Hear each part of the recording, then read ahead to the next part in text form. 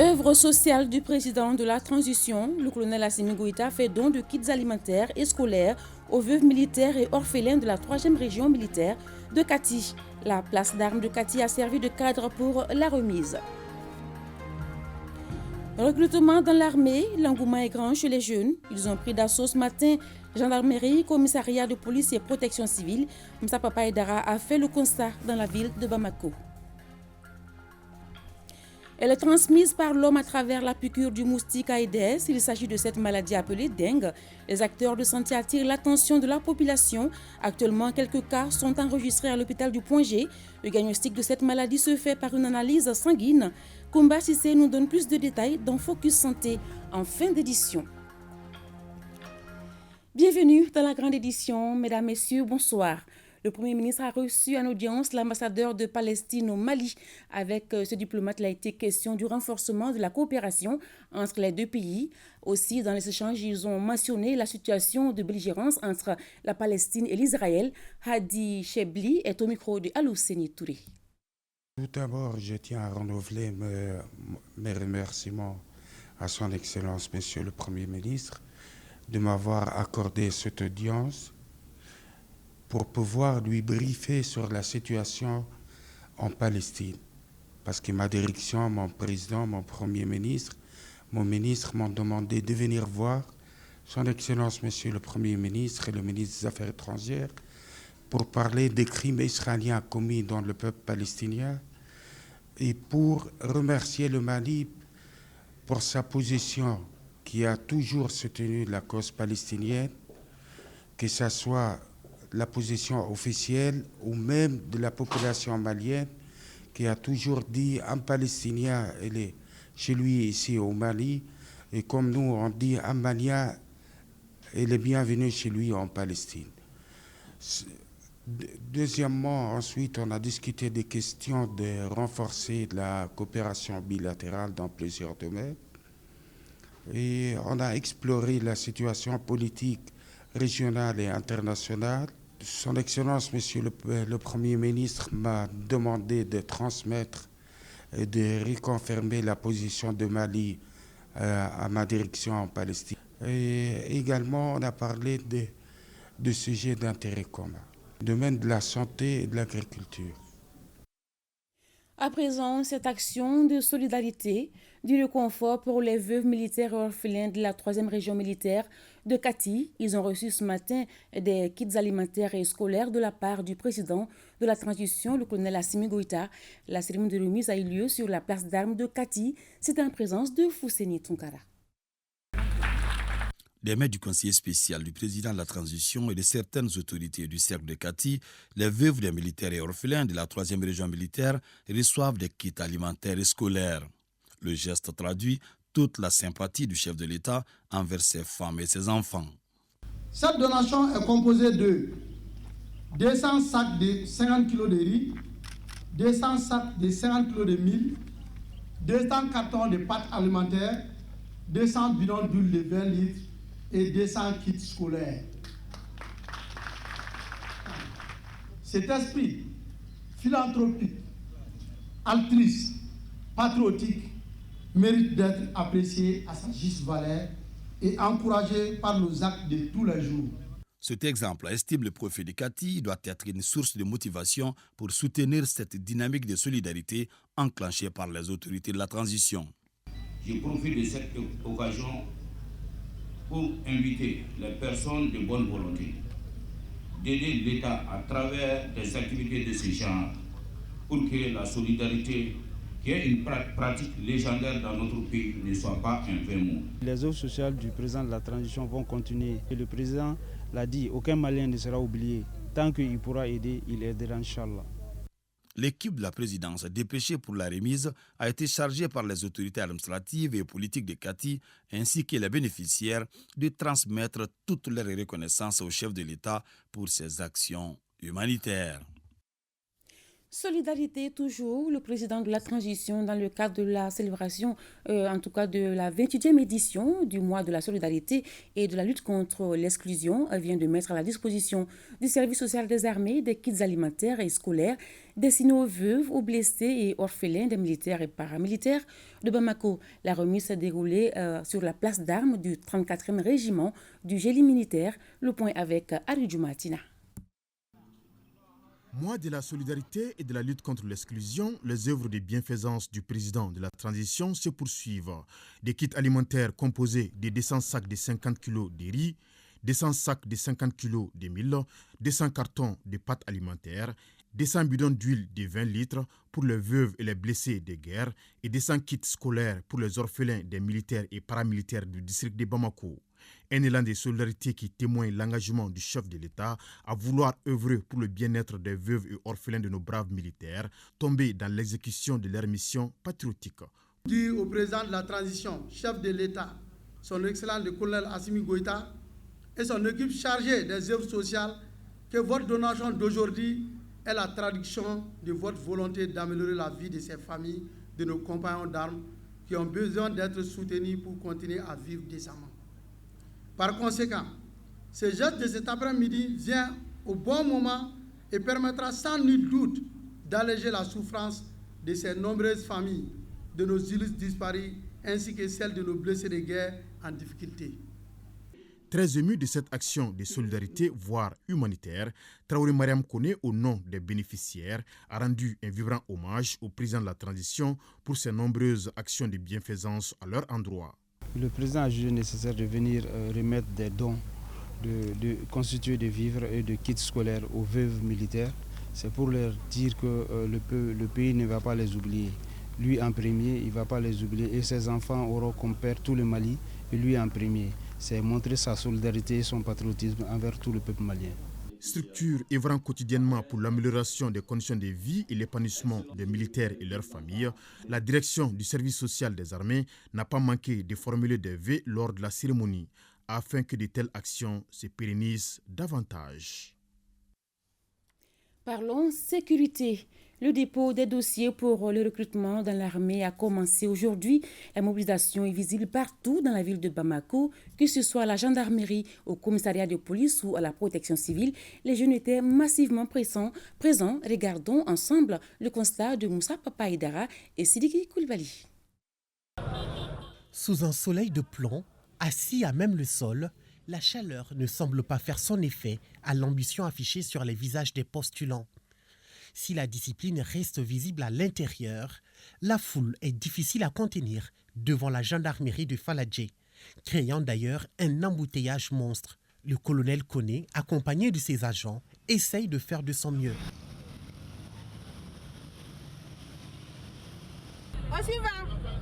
Après de longs moments d'attente, le mot suivant est libérateur pour les postulants.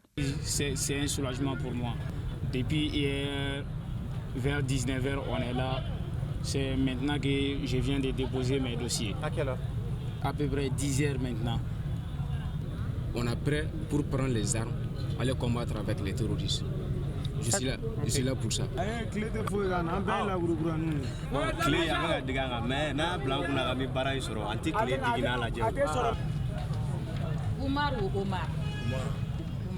Pour les agents censés récupérer les dossiers, ils sont obligés de passer minutieusement au contrôle pour être sûrs de l'authenticité de chaque dossier.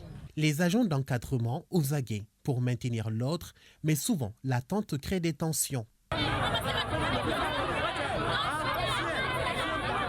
Le scénario est identique dans les directions de la protection civile et dans les commissariats. Une foule déterminée qui ne compte pas baisser la garde face aux difficultés relatives au dépôt des dossiers.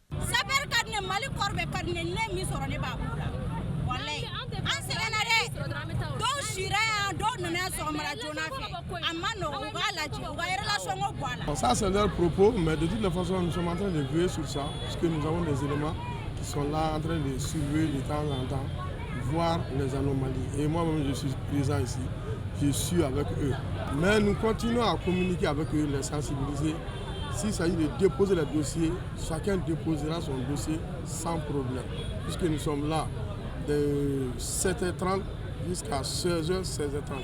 On peut aller jusqu'à 17h souvent même. Les postulants au concours de recrutement dans l'armée sont déterminés à porter l'uniforme militaire. La police entend recruter 600 agents, la gendarmerie 400 auxiliaires et la protection civile 100 personnes. Pour la célébration de ses 15 années d'existence, l'Association malienne des personnes de petite taille s'est penchée sur la problématique de la scolarisation de cette couche dans les établissements scolaires publics et privés. C'était ce matin au CICB et dans le cadre de cette célébration, 2 modules de formation seront lancés à partir de demain pour 2 semaines. Reportage avec Batoudit Koyan Djakité et Sambou Djakité. Créée le 8 octobre 2008 dans le cadre du mois de la solidarité et de la lutte contre l'exclusion, l'Association malienne des personnes de petite taille a 15 ans cette année. Après les mots de bienvenue du représentant du maire de la commune 3 du district, ce fut le moment des animations musicales. Solidarité.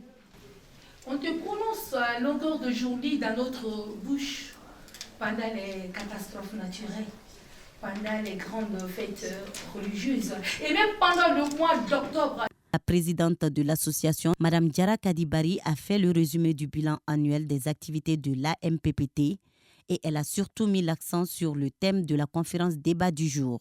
Une conférence débat dont le thème est l'éducation inclusive des élèves de petite taille dans les établissements scolaires publics et privés. La fréquentation scolaire pour nous est une véritable corvée en raison du regard porté sur nous par la société. Ce thème a pour objectif de jeter un regard sur les problèmes rencontrés au quotidien par des personnes qui portent en elles une différence. Des propos soutenus par la Fondation Amadou Toumani Touré pour l'enfance, partenaire constant de l'AMPPT.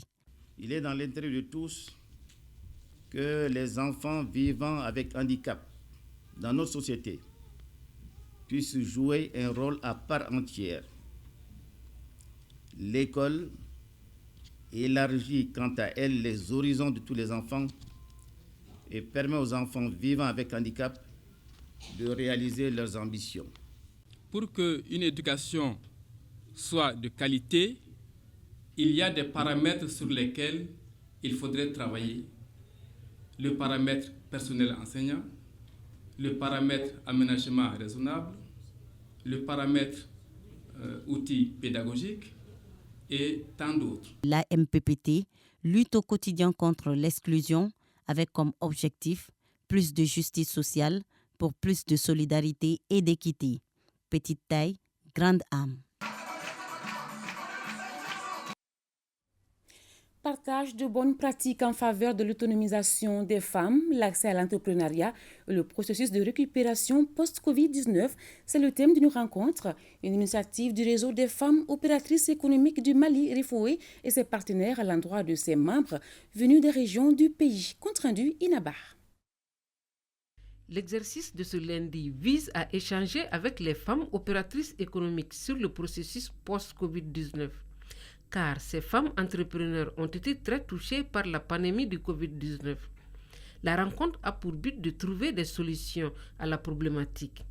Les recommandations issues de ces réflexions feront l'objet d'un plaidoyer auprès des partenaires techniques et financiers.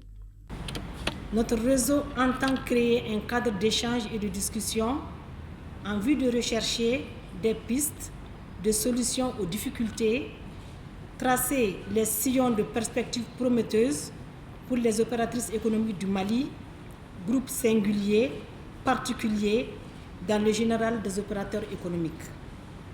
Aussi, nous comptons beaucoup sur la contribution de chacune et de chacun des participants pour aboutir à des résultats tangibles.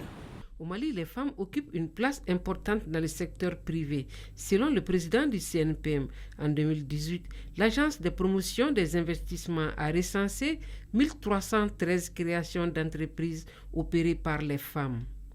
Je profite de l'occasion pour inviter tous les chefs d'entreprise ici présentes et dans tout le pays à se rendre après cette rencontre pour une continuité pour la promotion de vos entreprises au guichet unique de Women Business Center, logé au niveau de la pays Mali. Ce guichet a pour objectif de faciliter votre accès aux informations pertinentes sur l'écosystème entrepreneurial au Mali et pour mieux bénéficier des opportunités économiques pouvant amorcer le développement de vos entreprises respectives. Aujourd'hui, aucune avancée dans les secteurs clés de la gestion durable et environnementale des ressources, du développement de l'économie n'est envisageable sans la prise en compte de la femme dans les actions. Le gouvernement du Mali, par ma voix, vous félicite et vous engage à continuer d'être le prolongement et la traduction de la création de la richesse, de la formation et du perfectionnement des ressources humaines de qualité. Le réseau des femmes opératrices économiques du Mali a pour mission de renforcer les capacités organisationnelles, techniques, matérielles et financières des organisations des femmes opératrices économiques du Mali. L'association Solidaris 223, en partenariat avec le groupe Azalaï Hotel, vient d'organiser une conférence de sensibilisation sur le cancer du sein à Bamako. Le but de cette rencontre était de susciter la prise de conscience des populations et d'accroître le soutien au dépistage précoce, au traitement et aux soins palliatifs du cancer du sein. Le point avec Fanta Mamaniantao. Depuis près de 30 ans, Octobre Rose est dédié à l'information, à la prévention et à la lutte contre les cancers du sein. C'est dans ce cadre que l'association Solidaris 223 a tenu sa 5e édition de sensibilisation contre ces fléaux afin de permettre aux femmes d'avoir accès aux soins. Notre combat à Bamako et à l'intérieur du pays nous a déjà permis de convaincre beaucoup de femmes à se faire dépister. Certaines ont ainsi découvert leur cancer à temps et d'autres ont pu savoir l'état d'évolution de leur. Le groupe Azalaï Hotel est engagé et soutient l'association Solidaris 223 pour aider davantage les femmes à combattre la maladie du cancer du sein. Le groupe Azalaï a toujours voulu accompagner les projets locaux, que ce soit sociaux, culturels, médicaux ou aussi accompagner les entreprises et les jeunes entrepreneurs dans le pays. Le service d'oncologie CHU Pongé intervient pour dépister, diagnostiquer et prendre en charge le cancer du sein. Les femmes sont en général sous la coupe des maris, des parents et même des frères. Et donc c'est toute la population que nous adressons pour vraiment nous aider à mieux sensibiliser et pour un dépistage précoce réel de tous les cancers en général, mais spécifiquement des cancers du sein et du col de l'utérus, afin de pouvoir arriver à une guérison certaine. S'informer et se faire dépister, c'est se donner la possibilité d'être diagnostiqué et prise en charge à temps. Dans le même ordre d'idée, vous vous souvenez certainement de Aïcha Bagayoko, la jeune dame de 30 ans, malade du cancer du sein qui passait ses journées entre les hôpitaux et la maison. Après la diffusion du reportage la semaine dernière sur nos antennes, une personne anonyme s'est engagée à payer les frais de chimiothérapie pendant une année. Le directeur général de l'ORTM a remis la première enveloppe de 100 000 francs CFA à la famille de cette malade du cancer. C'est un reportage de Hawa Ditma Kamara.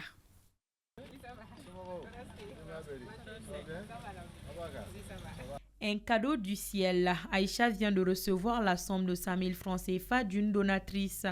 Si Aïcha espère connaître l'identité de la personne, cette dernière veut rester dans l'anonymat. L'insistance de Aïcha a permis de faciliter un appel téléphonique ce lundi matin. Ok, j'ai pas les mots, vraiment, merci beaucoup.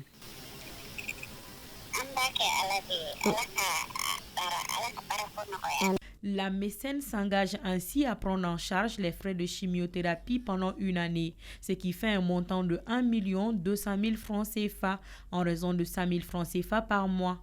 La première enveloppe est remise par le directeur général de l'ORTM aux parents de la malade. Dans de pareils cas, l'émotion est très grande.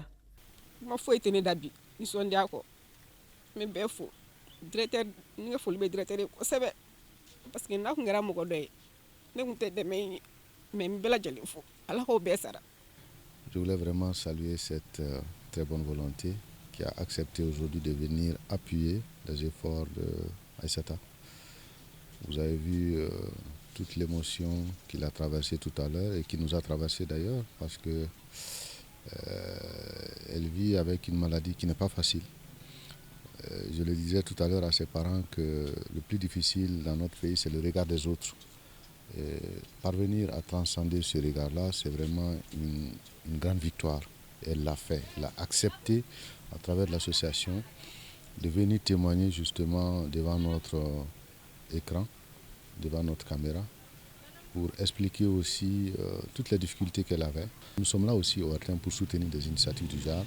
Nous sommes dans le mois de la solidarité, le mois d'octobre, et nous espérons que d'autres initiatives vont venir pour appuyer justement toutes ces personnes qui souffrent en silence. Un véritable ouf de soulagement pour les parents de la malade et les membres de l'association de lutte contre le cancer du sein. Vraiment, ne pas au fou. Bayne ala fe ala be aga mine ala fala ko no yade. Minya de menga de gola minya ke kenaka ala ka bestarenga ni ala ka bekisi bana jogi intoroma. En tout cas, Aïssata, elle est brave, elle est dans l'association, elle a aidé les autres aussi à passer ce cap. Vraiment, je ne peux que vous remercier. Pour mémoire, c'est suite à un reportage de ORTM1 que la chance a souri à Aïcha Barayogo, elle qui était dans l'angoisse jour et nuit pour joindre les deux. Courage à Aïcha Bakayogo. Le ministre en charge de la jeunesse et des sports a animé ce lundi une conférence de presse et s'inscrit dans le cadre d'une rencontre mensuelle avec la presse sportive pour faire le point de sa gestion. L'exercice de ce lundi coïncide avec les 100 jours de l'arrivée du ministre à la tête du département des sports. Le bilan de ces 100 jours de gestion avec Foutiki Tunkara. Face à la presse sportive ce lundi dans son département, le ministre de la Jeunesse et des Sports, chargé de l'instruction civique et de la construction citoyenne, est venu s'acquitter d'un devoir viscéral, celui de rendre mensuellement compte de sa gestion.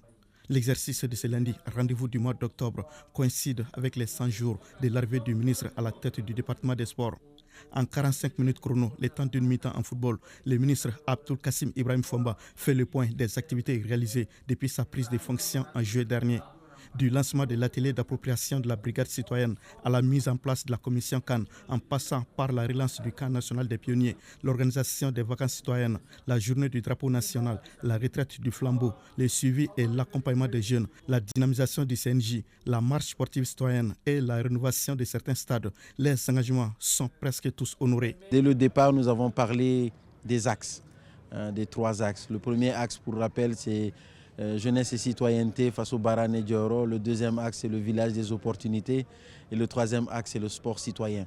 Et donc, il fallait faire le point de toutes les initiatives qui sont prises. En 100 jours, j'avoue que nous sommes quand même satisfaits. Satisfaits parce que tout ce que nous avions prévu, nous avons pu le faire, nous avons pu l'entamer.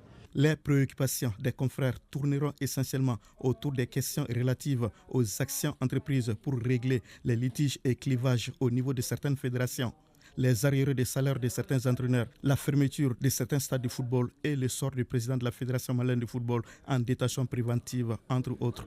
Le ministre répondra que toutes ces affaires ne relèvent pas que du seul département des sports et que les arriérés de salaires de 2019 à 2022 sont en cours d'appurement. S'agissant du sélectionneur national, Eric Sekouchel sera intégralement payé. Le ministre a également saisi l'occasion pour faire des projections. Là, les nouvelles sont également bonnes. Le reste du défi est encore long. Il y a la CAN. J'ai parlé de la CAN. Nous avons mis la commission en place. Nous avons fait déjà des visites sur le terrain au niveau de Korogo. Il y a déjà des engagements qui sont en œuvre. Et aujourd'hui, nous devons travailler à l'interne sur la communication autour de la CAN pour la mobilisation générale. Et ça, c'est très bientôt que ça va commencer également. Cette rencontre de restitution et d'échange permettra certainement de couper court à certaines spéculations. À travers la minute de silence observée, la salle s'est associée à la douleur du ministre qui a récemment perdu son père. L'impact de l'orpaillage dans le bassin de la Falémé, c'est l'objectif d'une étude que le Haut Commissariat de l'Organisation pour la mise en valeur du fleuve Sénégal, OMVH, vient de réaliser. Le document prend en compte la dimension socio-économique de l'activité d'orpaillage tout en préservant l'environnement. Le rapport est en partage entre les experts maliens, guinéens, sénégalais et mauritaniens. Batraouri. La Falémé, un affluent du fleuve Sénégal qui prend sa source dans le Fouta Djallon en Guinée, est aujourd'hui menacé dans son existence par le fait de l'orpaillage. Le phénomène qui a commencé par l'orpaillage traditionnel a de nos jours pris de l'ampleur au point d'amener le Haut Commissariat de l'Organisation pour la mise en valeur du fleuve Sénégal OMVS et les pays membres à commanditer une étude sur l'orpaillage et son impact dans la Falémé. Ce document a fait l'objet de partage avec les parties prenantes. Pendant ces 2 jours, cette rencontre nous permettra de formuler des observations, des suggestions, de préconiser des solutions qui permettront d'améliorer le rapport et surtout d'améliorer le plan d'action de ce rapport qui nous permettra de préserver la Falémé des activités de l'orpaillage sous leur forme actuelle. L'étude en question prend en compte 2 volets. L'analyse des facteurs socio-économiques qui caractérisent l'activité d'orpaillage dans le bassin de la Falémé et la caractérisation du niveau de pollution du cours d'eau en lien avec l'orpaillage. Compte tenu de l'importance qu'accordent nos plus hautes autorités à cette étude, je demande à chacun de vous de bien porter un regard critique et enrichissant sur les conclusions de l'étude et faire des propositions très pertinentes qui permettront d'améliorer la qualité du rapport qui est soumis à votre appréciation. La rencontre de 2 jours est suivie par des délégués venus de la Guinée, du Sénégal et de la Mauritanie. Voilà une étude partagée par l'OMVS, l'Organisation pour la mise en valeur du fleuve Sénégal. Reconnaissance du dynamisme culturel du Mali, l'un des plus grands réseaux d'acteurs culturels sur le continent. Arterial Network va déménager son secrétariat continental d'Abidjan à Bamako. C'est l'une des recommandations des travaux de l'Assemblée élective de l'organisation tenue à Ségou en marge du SICAO, le Salon des industries culturelles et créatives en Afrique de l'Ouest.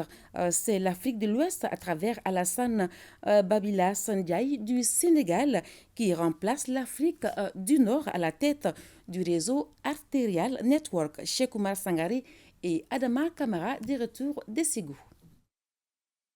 C'est Alassane Babilas Ndiaye du Sénégal qui vient d'être plébiscité à la tête du réseau Arterial Network à Ségou. Il remplace le Mauritanien Limam Kane pour un mandat de 2 ans à la tête de ce réseau panafricain composé d'artistes, d'activistes culturels, d'entreprises, d'ONG, d'institutions et de donateurs actifs dans les secteurs créatifs et culturels de l'Afrique. Le nouveau bureau s'inscrit dans la continuité.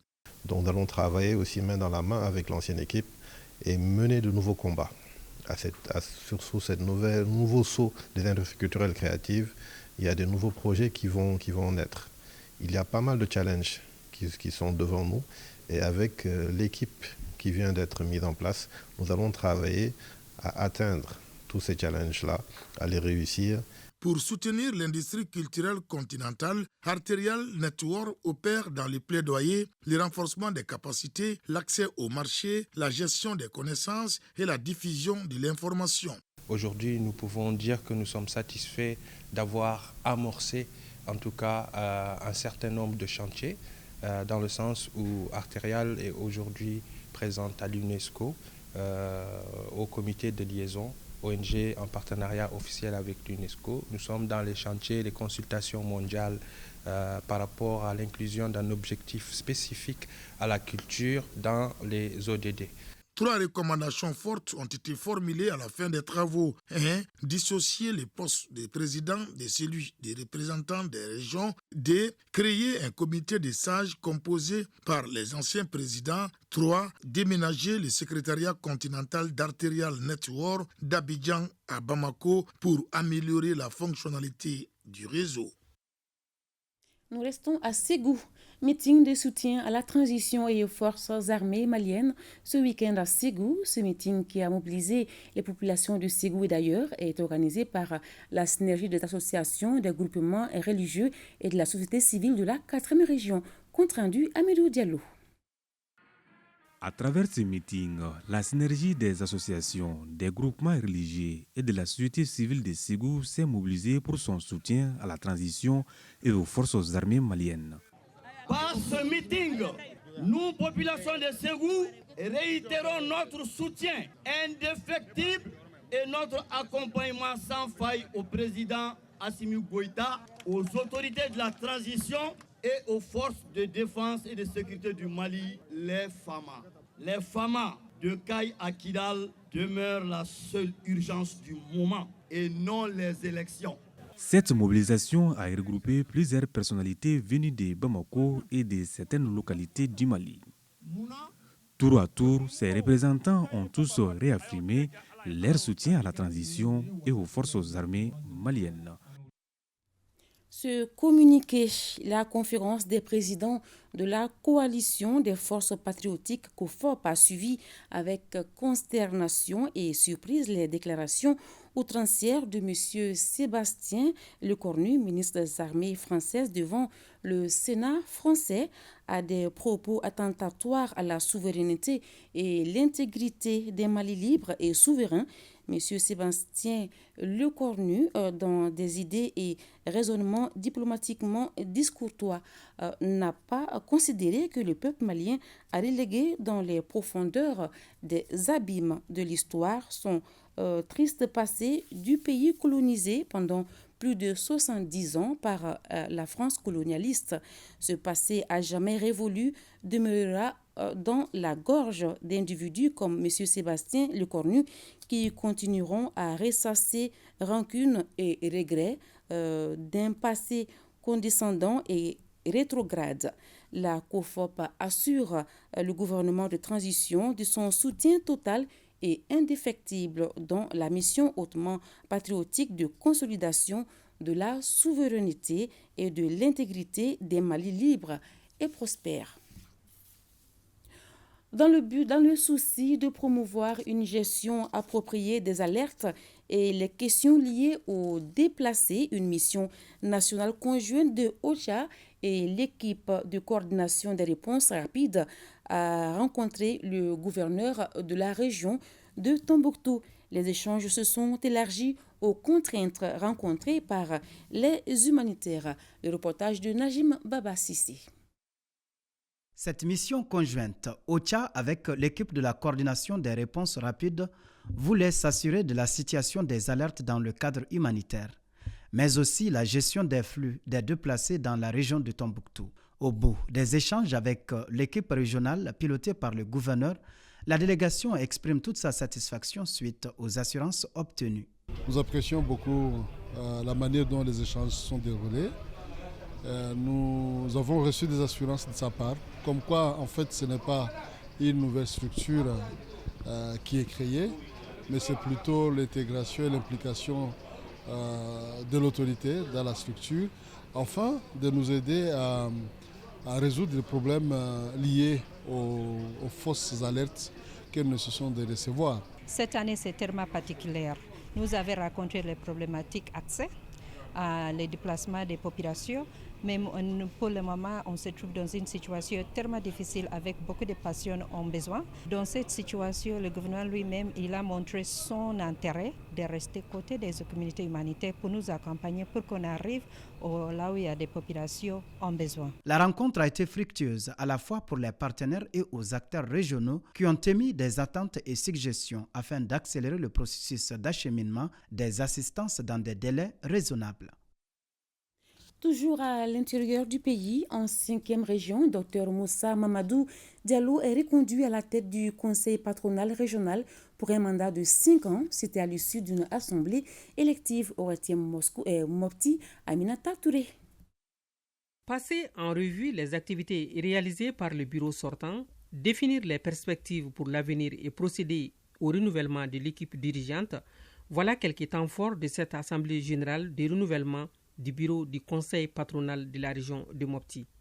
À l'issue des travaux, c'est un bureau consensuel de 11 membres dirigé par Dr Moussa Mamadou Diallo, réélu pour un mandat de 5 ans. On a eu un vote à 100% du suffrage, donc ce qui prouve la maturité de l'ensemble du secteur privé de la région de Mopti. Ce mandat, je le place surtout sous le signe de la sécurité. Pour le président du conseil du patronat régional, malgré les résultats obtenus lors de la première mandature pour garder le cap, le CPR de Mopti doit, comme à l'accoutumée, continuer de jouer son rôle de relais du CNPM dans sa nouvelle gouvernance. Comme le patronat national même a placé son mandat sous le signe Invest in Mali avec 5 axes stratégiques, c'est-à-dire l'énergie, les infrastructures, les ressources humaines, la fiscalité et le financement. Alors ce sont des axes sans lesquels une entreprise peut difficilement se développer. Les autorités régionales se félicitent de la présence et de l'apport qualitatif des membres du Conseil patronal régional de Mopti dans les différentes commissions de travail, des structures techniques de l'État, du Conseil régional des partenaires techniques et financiers. Il faut rappeler que cette assemblée générale élective du Conseil du patronat régional s'est déroulée sous l'œil attentif d'un huissier de justice du représentant du Conseil national du patronat du Mali. Le Conseil régional de Sikasso vient de tenir la restitution publique de sa gestion au titre de l'exercice 2022. Le budget se chiffre en recettes et en dépenses à plus de 2 milliards de francs CFA. Compte rendu Yuru Bala Djabaté Suleiman Bamba. Fidèle à une tradition instaurée depuis 2011, la collectivité région de Sikasso tient la restitution publique de sa gestion au titre de l'exercice 2022. Ils sont élus communaux, représentants des services techniques et membres de la société civile à prendre part à cette session.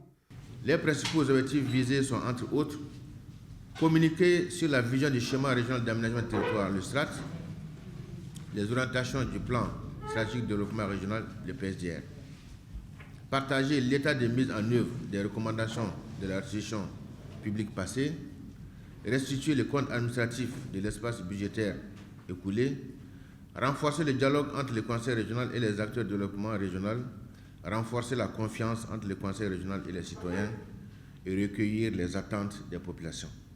Nous avons à Kadiolo bénéficié d'un certain nombre de réalisations qui font d'ailleurs objet de présentation ici. Et il s'agit des adductions d'eau dont le cercle a bénéficié au niveau de certains SESCOM et de certains villages. Et également en équipements médicaux, le centre de santé de référence de Kadiolo a bénéficié d'équipements très importants et qui faisaient partie de nos très gros soucis. Le budget de l'exercice 2022 de la collectivité région de Sikasso se chiffre en recettes et en dépenses à la somme de 28 milliards 72 778 936 francs CFA.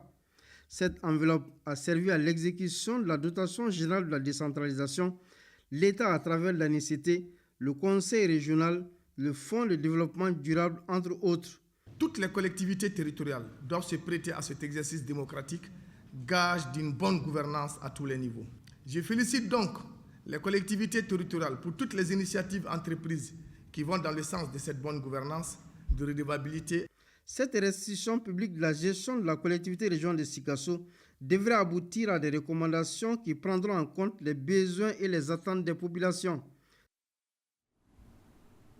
Le gouverneur de la région de Nioro du Sahel, le colonel-major Ali Anaji, a inauguré samedi dernier l'agence de microfinance KSC Djigiseme de Nioro.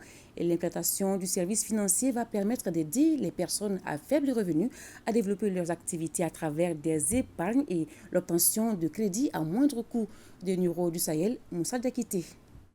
Dans le cadre de la signature de la convention de partenariat entre les deux structures, l'ONG Umundi a mis à la disposition de l'Union des KSC un appui financier de 32 797 850 francs CFA à titre de subvention pour l'aménagement et l'équipement de cette agence de Nioro. Ils étaient pour la circonstance plusieurs dizaines de participants et de sociétaires venus de tous les coins de la région à prendre part à cette inauguration.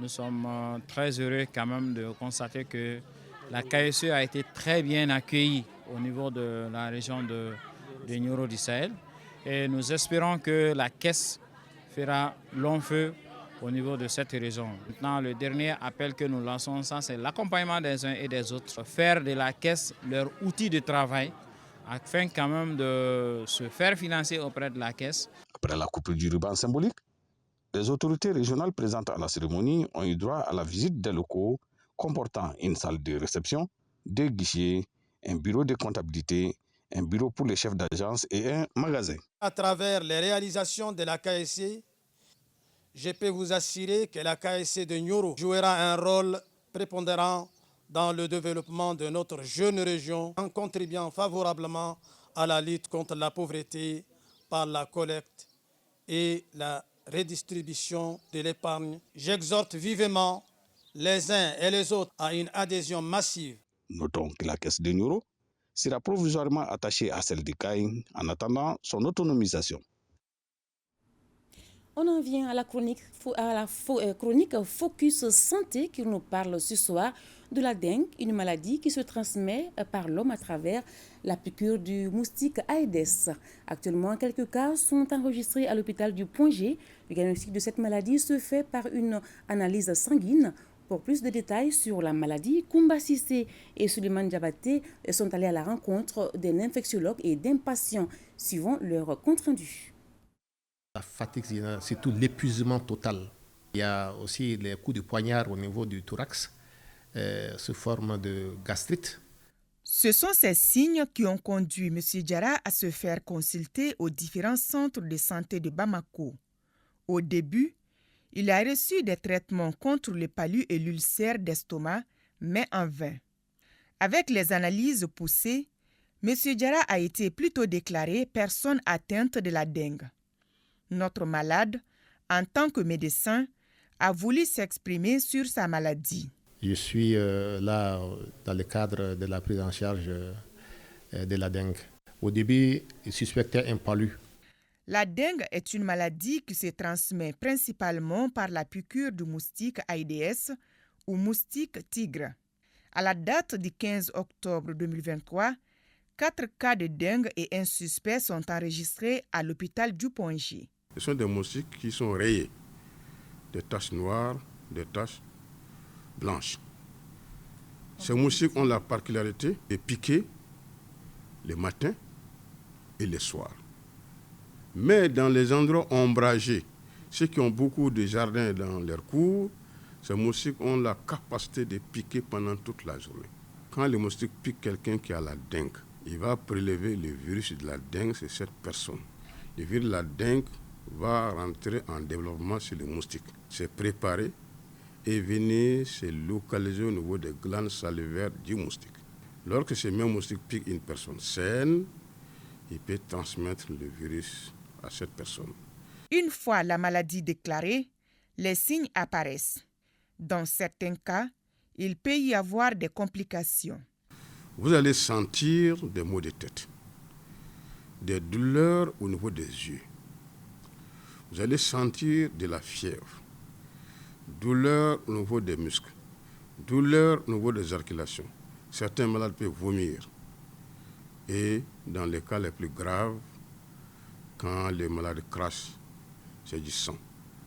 Quand les malades pissent, c'est du sang. Quand les malades vont aux toilettes pour faire les selles, c'est du sang. Quand ils vomissent, c'est du sang. Et ceci va évoluer à un état de choc et même la mort dans certains cas. Actuellement, il n'y a pas de traitement spécifique contre la dengue. Il y a ce que nous appelons les traitements symptomatiques. Il faut réhydrater les malades, il faut lutter contre la fièvre, il faut mettre du sang si les malades saignent, etc. Avec la prise en charge assurée sur place par les spécialistes, la santé de M. Diarra s'améliore.